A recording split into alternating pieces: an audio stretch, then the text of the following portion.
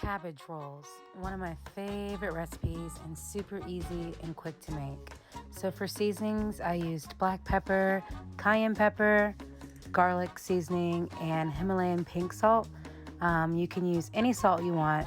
I just chose Himalayan pink salt, but you can also use seasoning salt if you like. I also used a leftover jar of Prego sauce as well as a new one.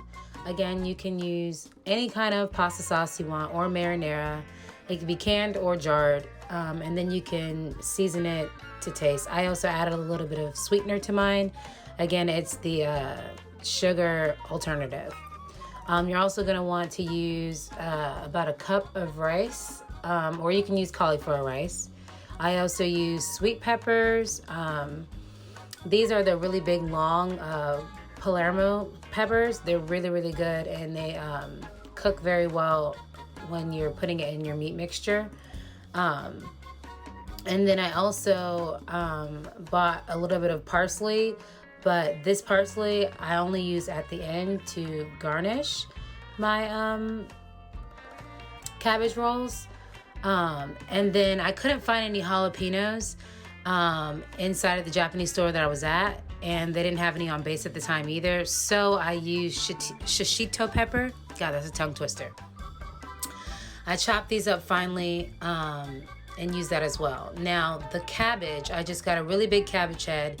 What you're gonna wanna do is fill the pot up halfway, and then you're gonna wanna boil the cabbage head on both sides for about, I wanna say 6 or 7 minutes, just until it's lightly blanched. You don't want it too soft because it'll be hard to roll the cabbage. Now while that's cooking, you're gonna wanna get your meat mixture together, and then you're just gonna add your sweet pepper, shishito pepper, the seasonings. I added a little bit of garlic paste as well, which I forgot to mention earlier. Oh, and then I also added an egg, just one egg. And you're gonna mix that around and make sure everything's really deep and into the meat, and let that sit aside for a little bit. Then you're gonna get your pan set up. Get your tomato sauce, put like a thick, kind of thin layer at the bottom, and then pull your cabbage out, pull the leaves off carefully, and then chop the ends off, add your meat mixture inside, then you're gonna roll that up, assemble it in the pan. You wanna make sure the sauce is around the edges.